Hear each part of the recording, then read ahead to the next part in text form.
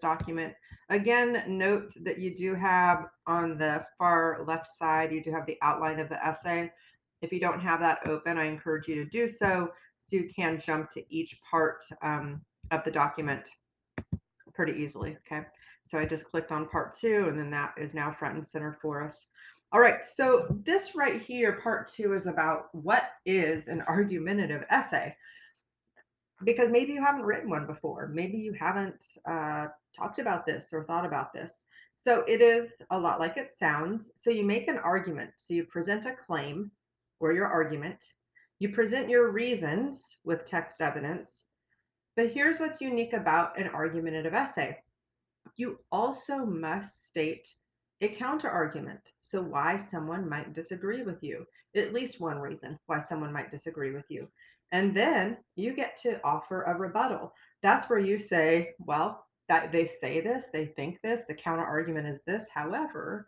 And so it's really where you say where the weakness is in their argument or where it's incorrect or just flat out invalid or wrong. So right here, there is a great video through vocabulary that gives a good explanation. And the link is when you click on vocabulary, you'll get there. And then you have the login and password right there.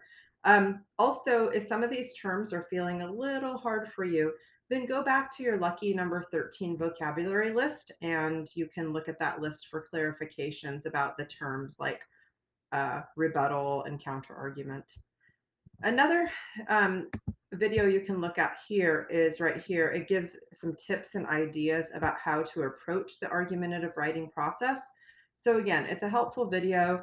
I am going to show it in class because I think it's valuable and gives good information. So some other things to consider as you're writing an argumentative essay is the ethos, pathos, and logos. And so if you look here, your logos, and going back in history, Aristotle, Greek philosopher, very influential thinker, like it says, on many subjects.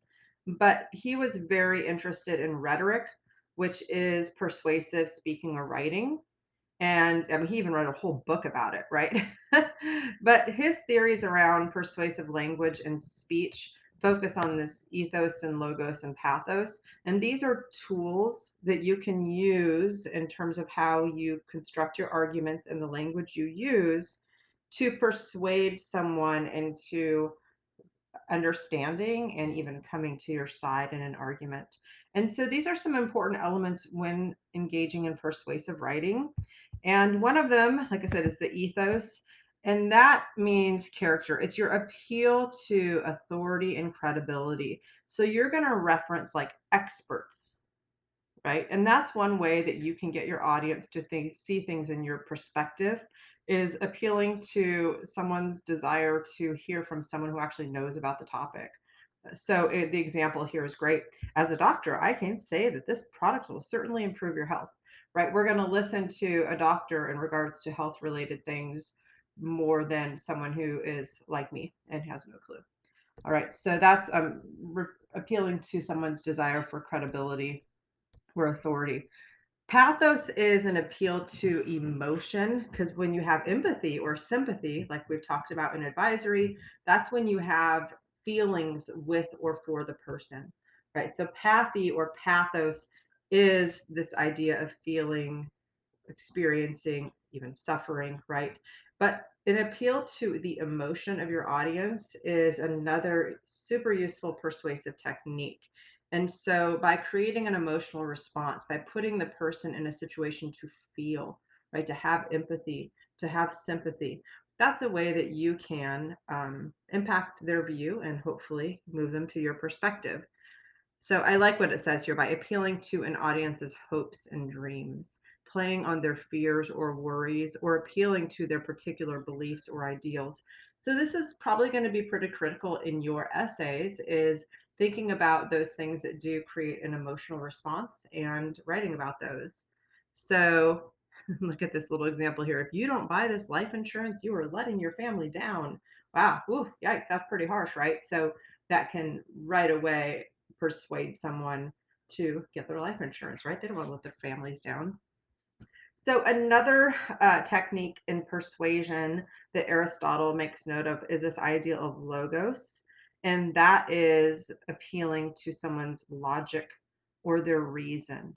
Okay. So you want them just to see the logic behind your argument. And you want them to say, yeah, that makes sense. And so that's what the logos component it is. It is really a, hey, this totally makes sense, right? And so you want them to, you're appealing to that idea of a sound mind, of good judgment. And so it's not, you're turning it not into an emotional appeal, but the appeal of the mind of, okay, my mind can rest easy with this because this does make sense. So an example here, it's a fact that smoking causes cancer. Therefore, if you don't want cancer, you should not smoke. Okay, so it's that does have a little emotional appeal to it for those of us who have experienced cancer, but at the same time, it's just the logic of it. Well, if you don't want this, then you probably don't want to do this, or you do want to do this. Okay, so there also are some other techniques within argumentative and persuasive writing to consider. We have loaded terms, testimonials, bandwagon, and name calling. And when we consider advertisements, when we consider political speeches, when we consider commercials, which I guess is an advertisement, right? But when we consider any attempt to persuade, even like on packaging, the words that are used to describe a product, okay, they are generally using loaded terms or testimonials, bandwagon, or name calling strategies. And I encourage you to click on these. There are some commercials that you can watch that demonstrate each of these. And so it's actually a really interesting way to look at these persuasive techniques and be like, hey, yeah, I totally recognize that. So again, if we had more time, we would definitely get to know these very well.